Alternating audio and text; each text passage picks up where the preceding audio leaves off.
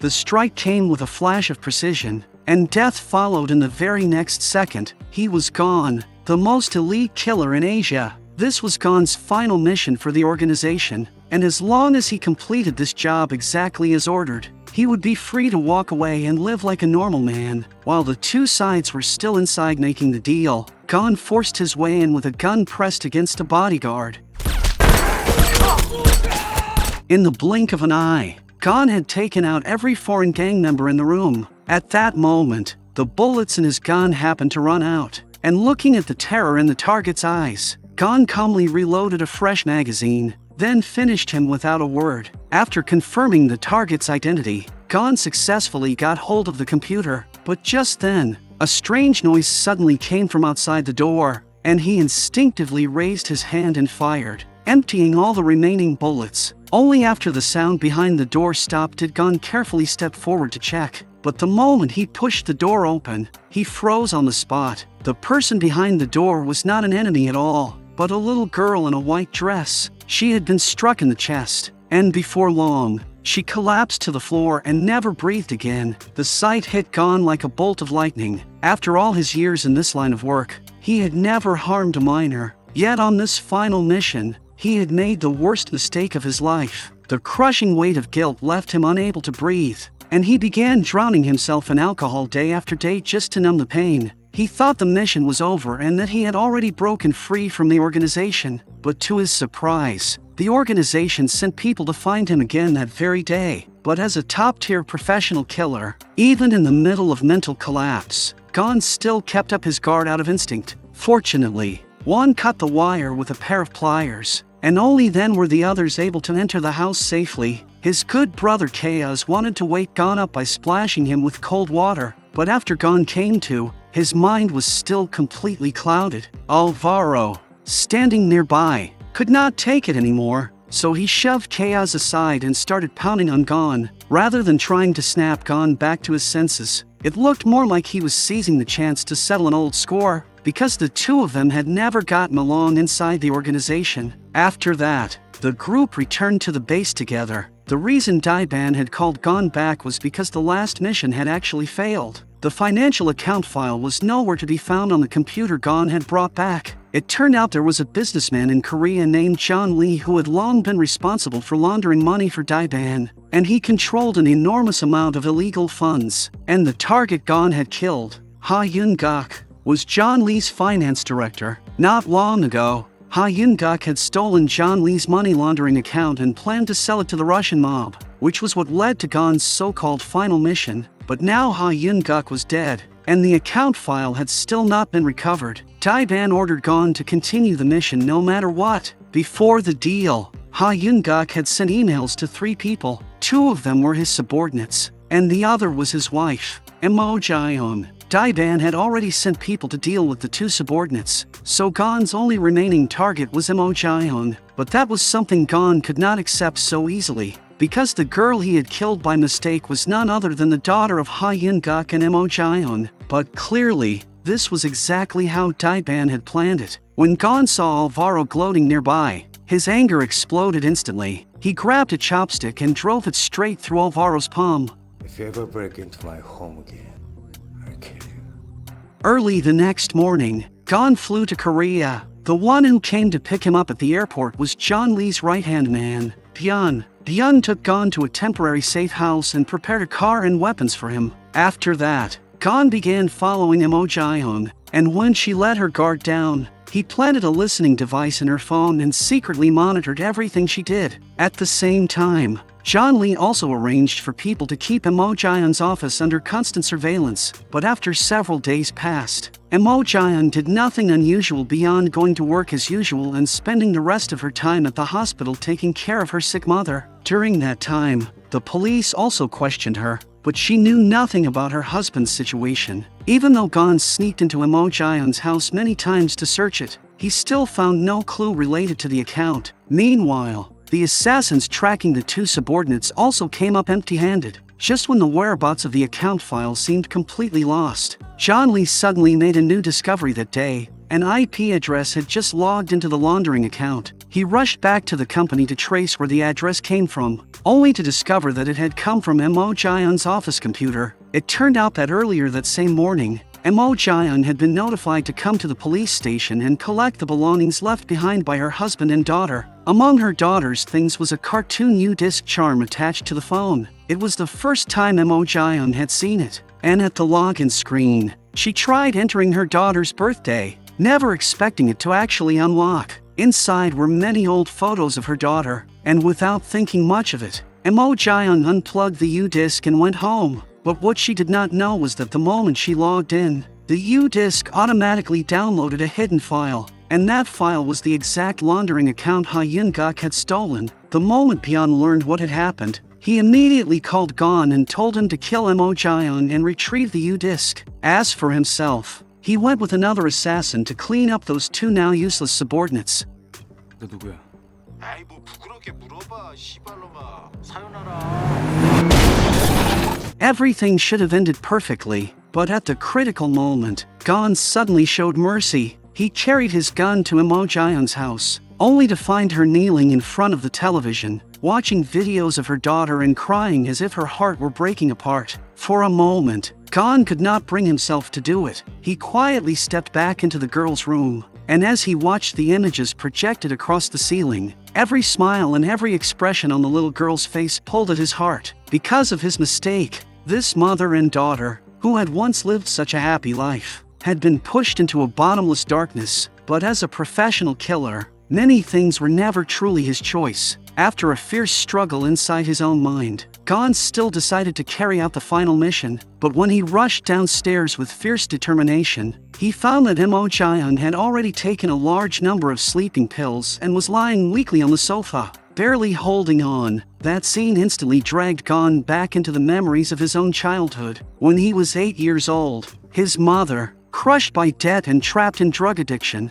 heartlessly abandoned him at a roadside motel. But young Gon did not want to leave his mother, so he secretly hid inside the trunk. Hungry and exhausted, he drifted off to sleep in a shaking car, but then a sudden gunshot exploded outside, and Gon jolted awake at once. It was not until the police arrived that he learned his mother had taken her own life. Looking at Mo Jaeon lying on the sofa, Gon could not help but think of his own mother. In a burst of anger, he emptied every bullet from his gun, but he did not kill Mo Jaeon. Instead, he fired every shot into the sofa. He hated how selfish his mother had been back then, but what he hated even more was himself for failing to protect her. So for the sake of that little girl who had died, he was determined to let Mo Jaeon live. Very soon, the neighbors, alarmed by the gunshots, called the police. The police rushed Mo Jaeon to the hospital, and fortunately, her sleeping pills had already expired, so the doctors managed to pull her back from the edge. But before Mo Jaeon had even recovered, the head of the criminal investigation unit took her to the police station for questioning,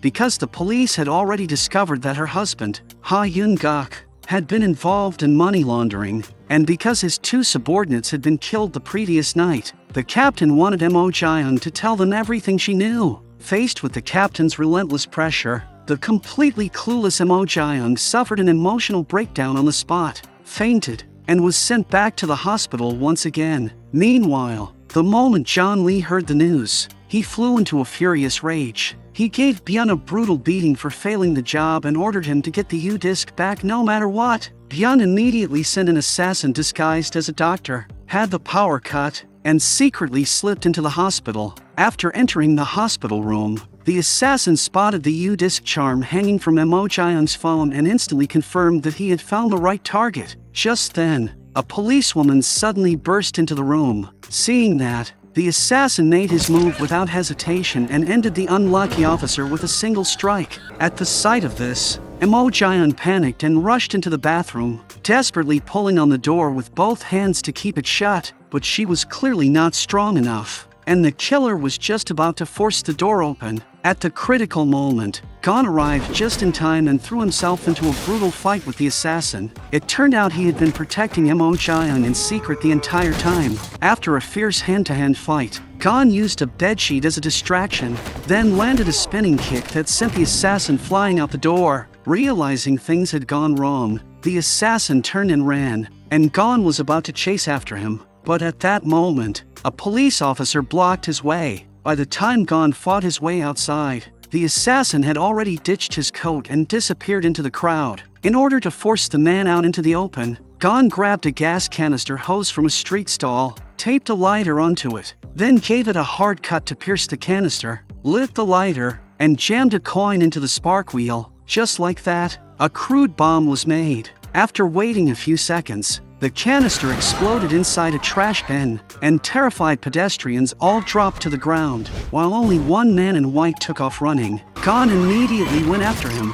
But just then, a car suddenly sped out and slammed into him, sending his whole body flying. By the time he got back on his feet and chased after him again, the assassin had already vanished into the subway station. But unexpectedly, this assassin was terrifyingly dedicated to the job. Not only did he refuse to give up, he disguised himself as a maintenance worker and returned to the hospital once again. At that moment, Mo Jian was being escorted by the police to the underground parking garage. The assassin rushed to the elevator entrance, loaded his gun, and waited for his prey to arrive. But the instant the elevator doors opened, a voice suddenly echoed through the garage. The assassin froze on the spot, not daring to move, and could only watch helplessly as Mo Jian and the police walked away. After everyone left, the assassin stared cautiously into the dark corner. He wanted to raise his gun and fire back at once, but Gon never gave him the chance. After dealing with him, Gon used the assassin's phone to call Byun and warned him not to send anyone near Mo Jian again. But then a familiar voice came through the phone. Hey, Gon. Ciao. It turned out that Daiban had already learned that Gon had betrayed the organization, and he was furious about it, ordering Chaos to take Alvaro and Juan to Korea immediately and make sure they brought back the body of Gon the traitor. After Chaos and the others arrived in Korea, the first thing they did was buy a large stash of guns and weapons from the black market. To test how the weapons felt in their hands, they pulled a double cross on two gun dealers and shot them one after another. You fucked me, man. On the other side, the moment John Lee learned that Chaos and the others had arrived, a powerful sense of danger immediately rose in his heart. He knew that if he could not get the U-disc first, then Daiban would definitely get rid of him the moment he was no longer useful. So he ordered Byun to move at once, find Mo Jian, and make sure to snatch the U-disc back before Chaos and the others got to it first. At the same time, Mo Jian was taken by the captain to an old building. They found a well-known local hacker and hoped he could crack the account file inside the U-disc. It turned out that the police had finally managed to trace the U-disc as well. After being persuaded by the captain, Mo Jian voluntarily handed over the U-disc and entered the login password for them herself, which made the cracking process much more efficient. But what none of them realized was that their location had already been exposed. Very soon, Byun sent people to the building, and they brutally killed the police officer waiting downstairs in the car. And that exact moment happened to be seen by Gon, who was hiding nearby. One gang member went upstairs first, and from the message on his phone, it was obvious that someone had leaked the police location in advance. Gon seized the chance, knocked the gang member unconscious, and took his phone. Then he called Mo Jian and told her to hand the phone to the captain. Even though Mo Jian was deeply confused by the strange call, she still did exactly as Gon said. 대답해. 내가 전화 한 통을 할 거야. 지금 울리는 벨소리의 주인이 최모경 위치를 노출시킨 장본인이야. 됐어요. The captain could never have imagined that his own deputy captain was the mole. It turned out that Byun had long since bought off the deputy captain, promising to pay him $5 million as long as he could recover the money laundering account file. After successfully getting the cracked U-disc, the deputy captain turned around and walked out of the room, leaving the people inside to Byun's men. He thought he had just secured his fortune for life. but the treacherous Byun broke his promise without hesitation, and the moment he got the U-disc, he sent the deputy captain straight to his end. Then he called his men and ordered them to finish off everyone else in the room. At the critical moment, Gon showed up just in time again.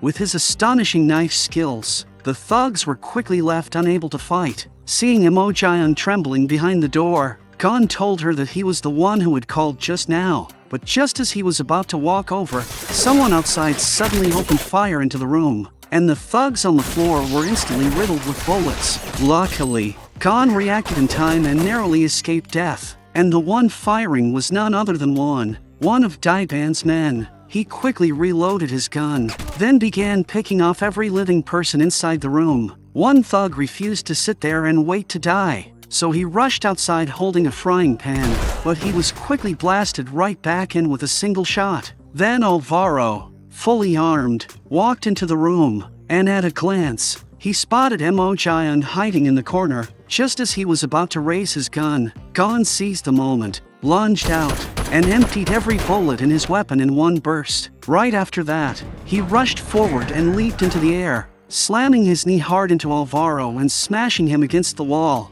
instantly taking away his ability to fight. But in doing so, Gon also exposed himself, and Chaos, positioned in the building across from them, fired several shots in a row and forced him back inside once again. To give Imojion a chance to escape, Gon risked his life to move over to Alvaro, stripped away all of his weapons and gear, and took everything from him. Then he called Imojion and told her that once the gunfire started, he would lure the killers outside to another place, and she had to find her own chance to run out of the room. After saying that, Gon rose in fury and raised the shotgun, blasting wildly at Juan and Chaos. He fired as he moved, using the walls as cover, and successfully shifted his position to the stairwell. Chaos told Juan to hold his ground, while he himself went to the other side to cut Gon off. The two of them soon began a fierce exchange of gunfire in the hallway. Gon took the chance to duck into a room, and when Chaos chased after him, a grenade suddenly came flying out from inside.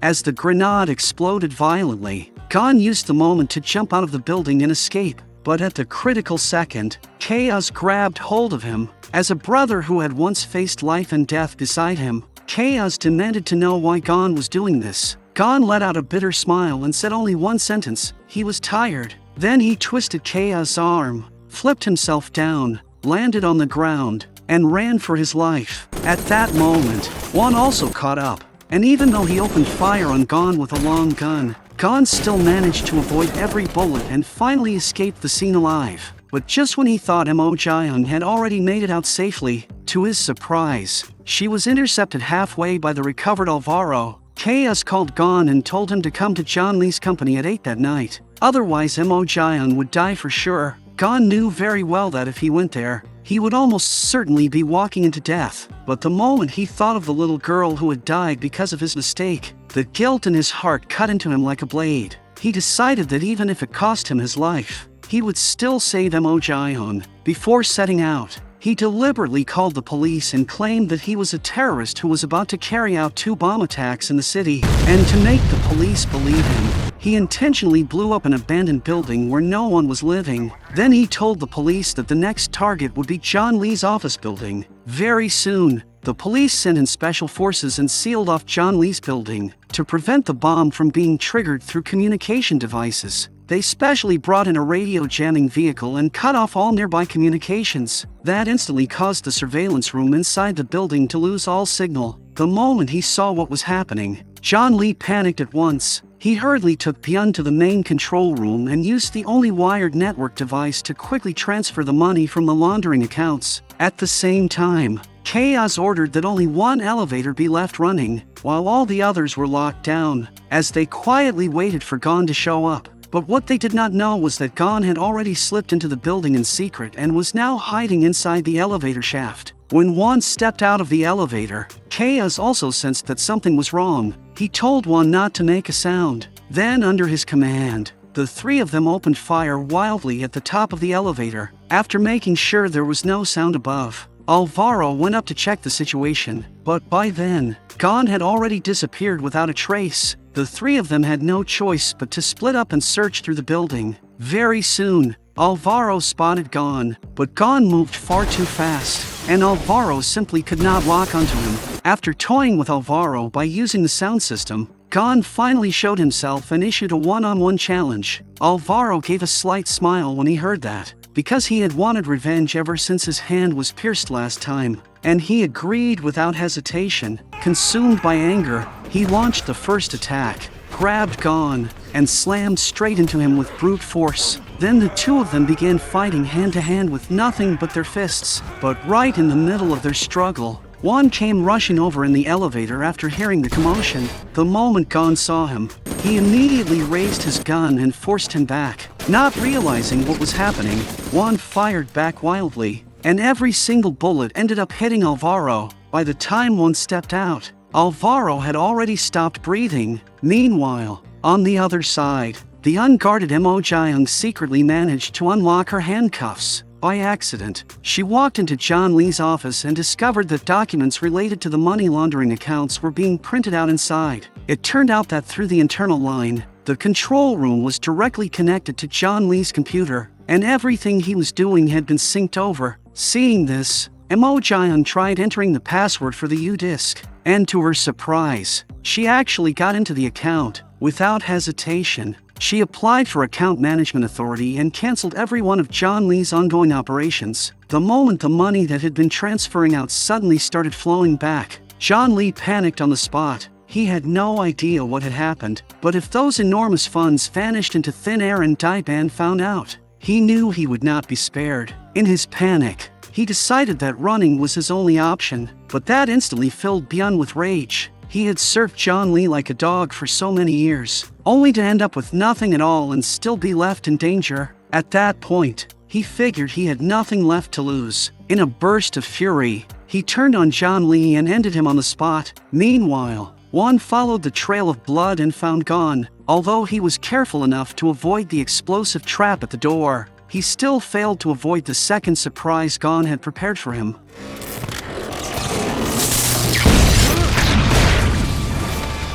The massive blast drew chaos over at once. During the fierce exchange of fire, Gon was hit several times. After both men emptied their magazines, they threw themselves into a hand-to-hand fight. Two brothers who had once risked their lives together had now ended up standing on opposite sides because they had chosen different paths. Even though Gon had been hit in several places, he still locked his hands tightly around Chaos. And even when he was forced to the ground, he refused to let go. Just when it seemed Gon's strength could no longer hold out, a metal frame overhead suddenly broke loose and came crashing down hard onto Chaos. Because of that, their fight was forced to stop. Gon got back to his feet and picked up a gun, and after hesitating for a long time, he still chose not to fire at Chaos. At that moment, after a full inspection downstairs, the special police finally realized there might not be any bomb threat at all. So they decisively restored the communication signals around the building. But that sudden move ended up exposing Mo Jian's location. Blinded by rage,